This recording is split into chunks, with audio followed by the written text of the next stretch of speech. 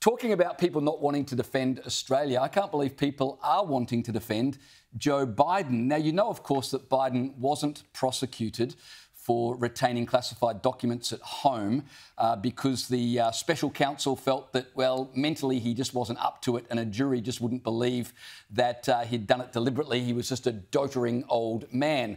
So he's coming up for his physical, and the White House have announced that he'll have a physical examination, as he does annually, but they won't be checking his cognitive ability. Have a listen to White House press spokesperson Karine Jean-Pierre explaining why there's no need to check out Joe Biden's mental faculties.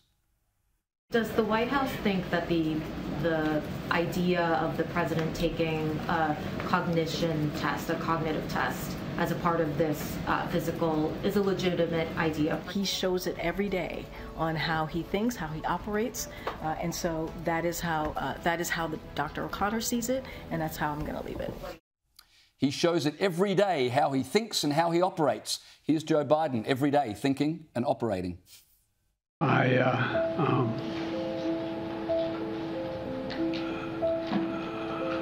Anyway, and I don't want to, well, maybe choose my words. I was just thanking, anyway. I just, look, I mean,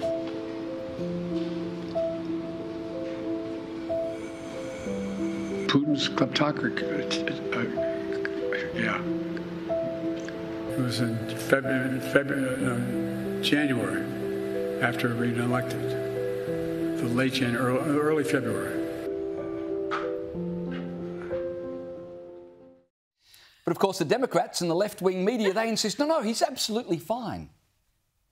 President Biden, who I've been around numerous times just in this last year, is sharp, he's focused, he's bright. He is sharp, intensely probing, and detail-oriented and focused. This is a man who is sharp, who is on top of his game, who knows what's going on. He's smart. He's on his game. I was in almost every meeting with the president, and the president was in front of and on top of it all, coordinating and directing leaders who are in charge of America's national security, not to mention our allies around the globe.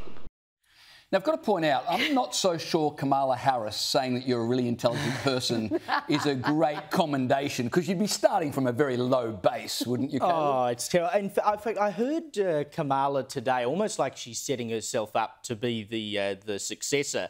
They try to get rid of him, saying, you know, everywhere I go, people understand that I'm a good leader. It's like, oh, my God, Does Kamala, she not understand? You are living on another planet. I think she was made vice president precisely so that if they were ever tempted to enact the 25th Amendment and replace Biden, they'd look at the Vice President and say, he can stay. Nah, let's stick with him. We'll have him. He can stay. But how bad is it that he won't have a cognitive assessment, and they're trying to, which is a routine thing, by the way, and they're trying to explain it away as, well, we see the president operate every day. He's doing his job, so he must be fine. I'm sorry, if you're refusing to take the cognitive assessment, there is a reason for that, because you know what the result is going to be, and it ain't gonna be good. I mean, do they really think that they can just come out with this crap? Oh, it's nothing to worry about. We know he's fine.